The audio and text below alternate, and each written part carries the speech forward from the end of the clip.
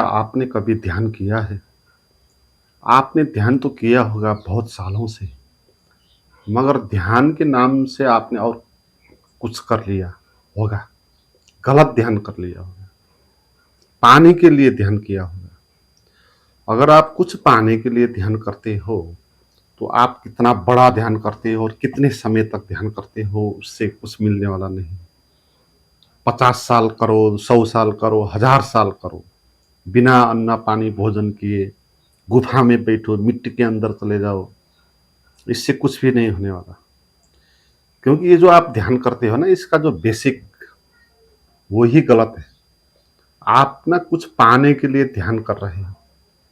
आप ध्यान इसीलिए कर रहे हो ताकि करने के कारण आपको कुछ मिल जाए। जहां कुछ मिलने के लिए कोई काम होगा, वहां आप रुक नहीं पाएंगे, अपने भीतर प्रवेश कर नहीं पाएंगे। ध्यान तो कुछ पाने के लिए नहीं होता है, ध्यान कुछ जानने के लिए होता है। अच्छे से ध्यान रखना, कुछ पाने के लिए नहीं, कुछ जानने के लिए ध्यान करना है। अगर आप जानने के लिए ध्यान करते हो, तो आपको अभी और यही ध्यान हो जाएगा। क्योंकि पाने के लिए ध्यान करना है आपको, तो आप अपने से बाहर चले जाएंगे, क्योंकि आपको तो पाना है, आपका लक्ष्य बाहर है कहीं, और अभी आपको कुछ होने वाला नहीं है, आपको कुछ पाना है, संघर्ष करना होगा, कर्म करना होगा, जबकि ध्यान कर्म से नहीं होता, वो तो अक्रिया है। और पाने के लिए अगर आप ध्यान करते हो, तो आप जो हो वहीं पर टिकोगे, और कुछ पाना आप नहीं चाहोगे। जानना और पाना क्या है? पाना आपको यहां से वहां ले जाएगा, क्योंकि आपको पाना है ना, वहां पूग के ही, पहुंच के ही आपको वो चीज मिलेगी। जानना है तो आपको कहीं जानने के, और जो है ही उसको जानना है ना। पाने में ये दृष्टि होगी कि आपके पास नहीं है इसलिए पाना है। जानना, इसमें ये दृष्टि होगी आपको कुछ पाना नहीं, क्योंकि जो मिला ही है ना, वो तो मिला ही है, अब उसको जानना है। अलग अलग बात हो गई। तो ध्यान जानने के लिए अपने भीतर प्रवेश करके, वहां क्या है, मेरा स्वरूप कैसा है, उसके साथ जुड़ने के लिए जो ध्यान किया जाता है ना, वही असली ध्यान होता है, और एक गहरी समझ है।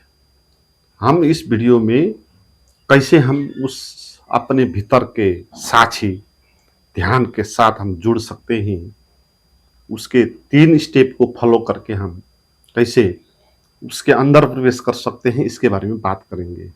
और ये डेली आप करेंगे तो ज़्यादा लाभ होगा। इसको आप 2-3 महीने लगातार इसको करते रहें, उसका प्रतिफल आपको मिलता जाएगा, और गहरा होता जाएगा। तो सबसे पहले तो बात आपको यही समझनी है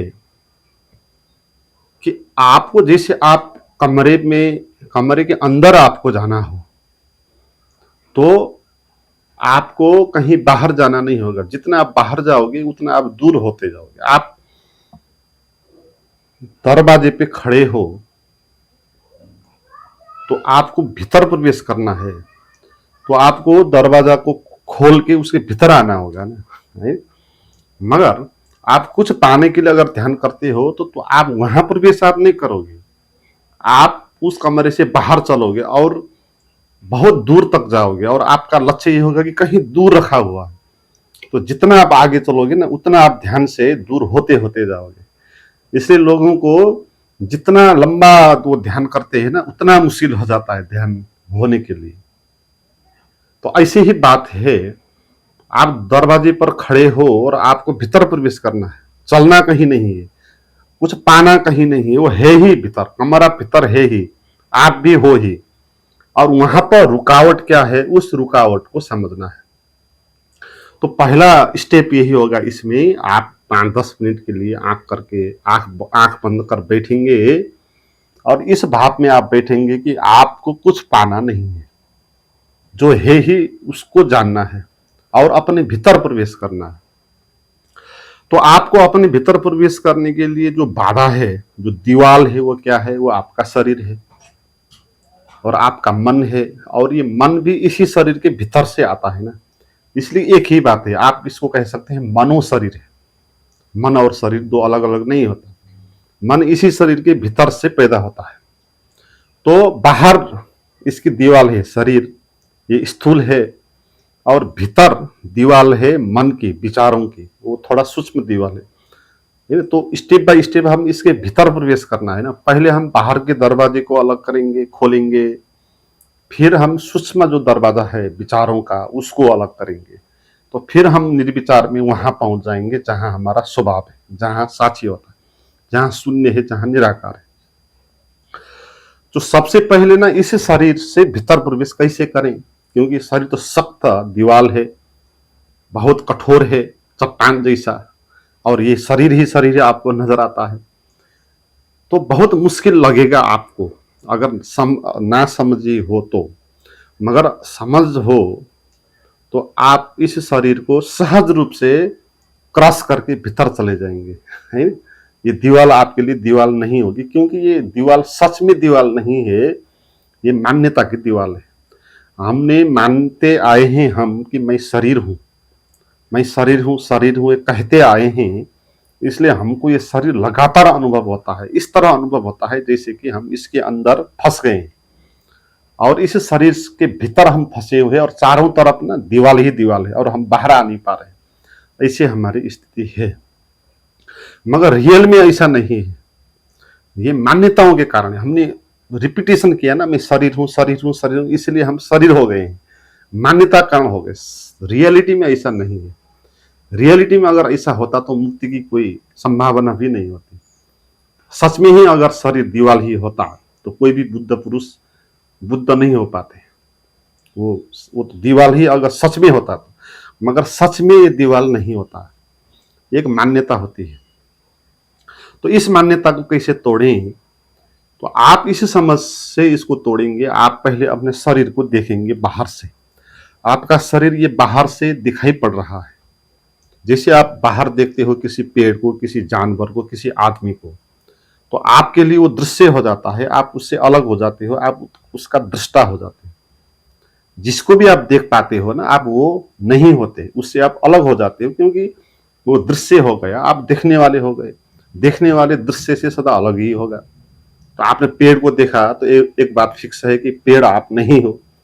किसी आदमी को देखा आपने तो वो आदमी आप नहीं हो, अब क्योंकि आप तो उसको देख रही हो ना, आप देखने वाले हो गए।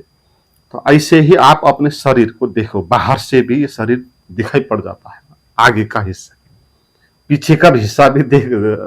आंख हमारी आगे देखती है ना, इसलिए पीछे का हिस्सा देख नहीं पाते, मगर यह भी दृश्य ही है। हमारा जो भी ये शरीर है ना, ये सब दृश्य है। हम उसी तरह इसको भी देखते हैं जैसे बाहर किसी वस्तु को, और उस वस्तु से जैसे हम अलग हो जाते हैं उसी तरह हम अपने शरीर से भी अलग हो ही जाते हैं। क्योंकि हम इस शरीर को देखते हैं ना, तो देखने वाला दृश्य नहीं हो सकता, उससे अलग ही होता है। मगर मैंने कहा ना कि मैं शरीर हूं ये कह के आए हैं, इसलिए हमको लगता है कि शरीर हूं, रियल में नहीं। रियल में ये शरीर भी ऐसा एक दृश्य है, जैसे बाहर का पेड़ है, बाहर किसी आदमी का शरीर है, ऐसा ही ये भी एक बाहर का ही शरीर है, बाहर का ही दृश्य है। आप इसको देख ही पाते हैं, है, अपने हाथ पैर सब देख पाते हो ना। आप इसको पहले चरण में देखना है आपको, बाहर आंख खोल के, क्या ये आपका शरीर, आपका पैर, आपका हाथ, ये सब दृश्य नहीं है। इसको देखोगे तो आप और इस शरीर के बीच में थोड़ी दूरी बनेगी, क्योंकि आपको लगता है कि आप ही शरीर हो, ये भ्रम है। मगर आप अगर देख पाते हो कि ये तो दृश्य है, दिखाई पड़ रहा है, जैसे अन्य वस्तु दिखाई दे रही है ऐसे ये भी दिखाई दे रहा है, फिर आपके भीतर ये समझ आएगी कि इसका अर्थ ये है कि मैं ये शरीर नहीं हो सकता, इसको मैं देखने वाला हो गया। तो थोड़ी दूरी होगी आप में और आपके शरीर में, तो फिर ये शरीर अब दीवार जैसा नहीं होगा, फिर है दूरी हो जाएगी ना, आप इसके भीतर प्रवेश कर जाएंगे। और इसमें अगला स्टेप ये होगा, आंख बंद करेंगे आप, तो फिर भीतर से आपको ये शरीर अनुभव में आएगा। आंख खोल के जो आप दिखाई पड़ रहा है बाहर का त्वचा, आंख बंद करके आपको शरीर का एक अनुभव आएगा भीतर से। तो आपको ये जानना है कि भीतर से जो आपको अनुभव हो रहा है वो भी दृश्य ही है, क्योंकि ये इसी शरीर के भीतर से निकल रहा है। है नहीं, शरीर दृश्य है तो इस दृश्य शरीर के भीतर से जो भी निकलेगा वो भी दृश्य ही हो जाएगा ना। जैसे एक ग्लास रखा हुआ है जिसमें पानी है, तो ग्लास बाहर का दृश्य है तो ग्लास के भीतर जो पानी है ना वो भी दृश्य हो जाएगा ना, उसी के भीतर है। तो फिर आपको ये समझना है कि जो भी आपके भीतर चल रहा है, चाहे विचार चले, भाव चले, इमोशंस, ईर्ष्या, पीड़ा, क्रोध, जो कुछ भी, बेचैनी, जो कुछ भी आपको आपके भीतर से आ रहा है, शरीर के अंदर से आ रहा है, शरीर दृश्य है, ये सारी चीजें जो भी है वो सब दृश्य ही है ना। तो एक ही समझ से ये सारा का सारा आपसे अलग हो जाएगा, आप इससे भिन्न हो जाओगे। तो ये जो सूक्ष्म दीवारें हैं भीतर की, जो विचारों से बनी है, संवेदनाओं से बनी है, भावों से बनी है, तो ये परतें भी टूटेगी इस समझ से। तो ये पहला स्टेप होगा आपको कि आपको अच्छे से समझना है, भीतर से ही समझ लेना है। और ये फैक्ट है, वो कोई कल्पना नहीं है, ऐसा ही है। शरीर दृश्य ही है, दिख ही रहा है बाहर से, और इस शरीर के भीतर जो कुछ भी चलेगा, विचार, भाव, संवेदना, ये सब भी इसी दृश्य के भीतर से ही चलेगा। तो सारा कुछ दृश्य ही होगा। तो इस समझ के साथ आंख बंद करके आपको गहरा कर लेना है इस अंडरस्टैंडिंग को कि ये सारा कुछ दृश्य है। तो कुछ मिनट के लिए आप इसको अपने सांस के साथ जोड़ के रिपीट कर सकते हैं कि दृश्य है, दृश्य है, दृश्य है।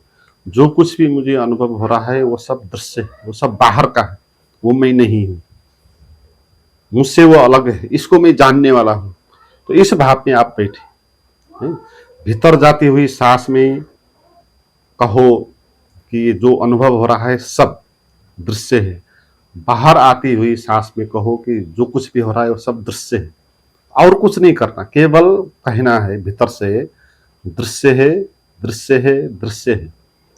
तो जितना आप भीतर गहरा चलते जाओगे इस समझ में, इस समझ की गहराई में जितने चलते जाओगे, जो कुछ भी होगा आप उससे भिन्न होते होते जाएंगे। जो कुछ भी होगा, भाव उठेगा, संवेदना उठेगा, पीड़ा उठेगा, दर्द उठेगा, क्या क्या उठता है, सभी के भीतर आप घुसते घुसते जाएंगे, उससे भिन्न होते होते जाएंगे। फिर आपको आपके आगे जो भी दीवार है ना भीतर प्रवेश करने के लिए, शरीर और मन की, ये दीवार फिर आप दिखाई नहीं पड़ेगी। चारों तरफ दरवाजा हो जाएगा आपके लिए, कहीं से भी दरवाजा हो जाएगा आपको भीतर प्रवेश करने के लिए। दृश्य से आप अलग हो जाएंगे। आप दृष्टा जहां हो, दृष्टा होता है ना आपके भीतर, जो दृष्टा है, जो जिसको साक्षी भी कहते हैं, वहां पहुंच जाएंगे आप, है। तो ये प्रक्रिया आपको इस तरह आपको अपने भीतर लेते जाएगी। मगर फिर इसमें अगला स्टेप ये भी होगा कि ये पुरानी आदत है विचार की, विचार चलता रहेगा आपके मन में और वो डिस्टर्ब करता रहेगा, है ना। ये समझ से आपको दूरी तो होगी, मगर जो पुरानी आदत है ना, जो भी मन में विचार चलता है तो हम उन विचारों से उलझ जाते हैं। एकदम से हम कहने लग जाते हैं कि विचार क्यों चला, नहीं चलना चाहिए। कोई भविष्य का विचार आ जाएगा, एकदम से हम चिंता करने लगेंगे कि क्या करूंगा कल में, है ना। पहले आपको किसी ने कुछ कहा है तो वो याद आ जाएगी, फिर आपको परेशानी हो जाएगी, उसने मुझे ऐसा क्यों कहा था, है। तो ये भी फिर भी ये चीजें आपकी तरफ बची रहेगी। तो फिर आपको इसमें भी एक समझ लाना है, जैसे हमने समझ लाया कि सारा दृश्य है, ऐसे दूसरी समझ ये होगी जो आपको अंदर तक ले जाएगी। वो है आपको जानना चाहिए कि जो भी विचार चल रहे हैं वो विचार है ना, वो रियल नहीं है। विचार सच नहीं होता ना। विचार क्या होता है, किसी भी चीज का इमेज होता है, वो चीज नहीं होता है। विचार का अर्थ वास्तविक वस्तु थोड़ी होता है। जैसे पेड़ के बारे में विचार उठा आपके मन में, तो वो जो विचार उठा ना वो पेड़ नहीं है, पेड़ तो बाहर है ना। आपके मन में कोई दुश्मन का विचार आया, जो विचार आया ना वो आदमी दुश्मन वहां नहीं आया, वो तो बाहर होगा ना, कहीं अपने दुख और अपने संघर्ष में जुदा हुआ होगा कहीं। मगर आपके मन में अगर उसका विचार आ जाता है तो आप एकदम से चिंतित हो जाते हैं। क्यों चिंतित होते हो? क्योंकि आप मानते हो कि ये विचार सच है ना। आप विचारों को सच मानते हो, इसी कारण आप विचारों को वैल्यू देते हो और उसके पीछे पड़ जाते हो और आप उलझ जाते हो। तो झूठ को आप सच मानते हो ना। विचार को जानो कि वो झूठ है, करना कुछ नहीं है, विचार को कंट्रोल करना भी नहीं है। क्योंकि विचार को कंट्रोल करने में लगोगे तो इसका अर्थ ये हो जाएगा फिर कि आप विचार को वैल्यू दे रहे हो, आप विचार को सच मान रहे हो ना, इसलिए आप उसके साथ लड़ रहे हो, है। आप अगर जानते हो कि विचार झूठे है, ये केवल सिंबल है, वो रियल नहीं है, उसका इमेज है, तो आप उसके लड़ेंगे भी क्यों? कि इमेज से लड़के आपको क्या मिलेगा? हम तो उसी के साथ लड़ेंगे जिसको मानेंगे कि वो भी पावरफुल है, जिसको सच मानते हैं ना, उसी को हम संघर्ष करते हैं। इसलिए विचारों के साथ संघर्ष करना, विचारों को दबाना, वहां से निकालना, जो भी हम प्रयास करते रहे दिन भर, मनोद्वंद में हम फंसे हुए हैं। इसीलिए फंसे हुए हैं कि हम विचारों को सच मान रहे हैं ना, मगर विचार सच नहीं है, ये बात आपको गहरे अपने भीतर ले जानी चाहिए। इस समझ को, जैसे मैंने कहा, आपके मन में जो विचार, जैसे भविष्य के बारे में विचार चला, आपके मन में भविष्य के बारे में चला ना, भविष्य तो नहीं आया ना वहां, है ना, कल हो सकता है ऐसा, ये विचार आया, मगर वो कल अभी आया ही नहीं, और वो हो सकता भी है, नहीं भी हो सकता है, मगर आपके मन में कुछ विचार ही चला ना, इमेज ही आया, वो और कुछ नहीं आया, सिंबल ही आया। इसलिए विचार होता है शब्द, है ना, विचार होता है वर्ड्स। जैसे बाहर बोलते हैं हम तो वो भाषा बन जाता है, बाहर नहीं बोलते भीतर ही चलता है तो उसको हम विचार कहते हैं। भाषा और विचार एक है, और भाषा वास्तविक नहीं होता है, विचार भी वास्तविक नहीं होता। विचार केवल पूर्व स्मृतियां हैं, पहले जो हमने देखा, सुना, जाना, उसकी इमेज है पिता, उसका सिंबल है, और बात करने के लिए वो सहयोगी होती है, इसलिए वो आवश्यक होती है। इसीलिए विचारों के साथ संघर्ष नहीं करना, इतना जानना कि विचार ये विचार है, सच नहीं है। तो फिर कोई भी विचार चले तो आपको क्या दिक्कत हो सकती है? इमेज ही चला ना, झूठ ही चला तो उससे क्या परेशानी हो सकती है? सच तो नहीं आया ना वहां, सच में कोई दुश्मन तो आपके आगे नहीं आ रहा है, सच में कोई भविष्य आपके आगे तो आ नहीं रहा है, तो सच तो कुछ भी नहीं हो रहा है ना, वहां केवल थॉट ही चल रहे हैं, उसके बारे में सिंबल। तो ये समझ, इसको गहरा लेना है आपको। ऐसा ये समझ आपके भीतर गहरा होगा, आप विचार को फिर विचार जानेंगे, सच नहीं, विचार को विचार जानेंगे, सिंबल जानेंगे, इमेज के रूप में जानेंगे। तो फिर आप विचारों को वैल्यू नहीं दोगे, उसके पीछे नहीं जाओगे, आप हंसोगे, अच्छा ऐसा विचार आया है ना, ये पड़ा होगा मेरे भीतर कहीं इसलिए आया, और ये सच नहीं है, ये बात जानोगे तो उसके पीछे आप नहीं जाओगे। तो विचारों के पीछे आप नहीं पड़ोगे तो फिर विचार नहीं चलेगा। विचार अपने आप नहीं चलता है ना, जैसा हमको लगता है कि विचार अपने आप आ जाता है, ऐसा नहीं। हम विचार को वैल्यू देते हैं, पहले जिस विचार को वैल्यू देते हैं फिर वही विचार चलता है। अगर विचार खुद ही चलता तो हम पागल हो जाते हैं ना, है? फिर हमारे अंडर में कोई था ही नहीं, कुछ भी विचार आ सकता है, फिर ऐसा नहीं। जिन विचारों को, विचार तो बहुत सारे आएंगे, हजारों विचार आएंगे, मगर जिन विचारों को वैल्यू देंगे ना, उसी के बारे में थिंकिंग करेंगे हम। और विचार, जिन विचारों को वैल्यू नहीं देंगे वो आएंगे जाएंगे, है? तो आप किसी भी विचार को वैल्यू देना नहीं है। जैसे आपके मन में एक सेकेंड में 10 विचार आए, तो 10 में से आप एक विचार को वैल्यू दोगे, तो फिर उसी विचार के बारे में फिर आपका थिंकिंग चलेगा, उसी में आप उलझोगे, और 9 जो विचार आया ना वो आएंगे जाएंगे, आपको पता भी नहीं होगा, है ना। तो जिस विचार को वैल्यू देते हो ना, उस पर बल मिल जाता है और वो विचार आप पर हावी हो जाता है। आप सच मानते हो ना, झूठ को भी सच मानोगे तो उसका भी प्रभाव पड़ जाएगा। तो जैसे आप 10 विचारों में एक विचार को वैल्यू देते हो, आपको 10 पूरे विचार को ही वैल्यू देना नहीं। सभी विचार विचार है, कोई अच्छा विचार नहीं, कोई बुरा विचार नहीं, कोई इंपोर्टेंट विचार नहीं, कोई अनइम्पोर्टेंट नहीं, सारे विचार एक ही है। सभी का काम है इमेज, सभी सिंबल होते हैं, रियल कोई भी नहीं होता। इसलिए आप विचारों को जानो, सच नहीं है, विचार विचार है, तो फिर आप वैल्यू नहीं दोगे विचार को, तो फिर विचार चलेंगे नहीं। जब आवश्यक हो तो आप विचारों को उठा के लेके आएंगे, अपने आप विचार नहीं चलेगा, है? ये बात होगा। विचार जाएंगे तो कहीं नहीं, आपके मन में है तो होगा, सदा ही होगा, मगर आप जानेंगे कि विचार है, वैल्यू नहीं दोगे तो चलेंगे नहीं।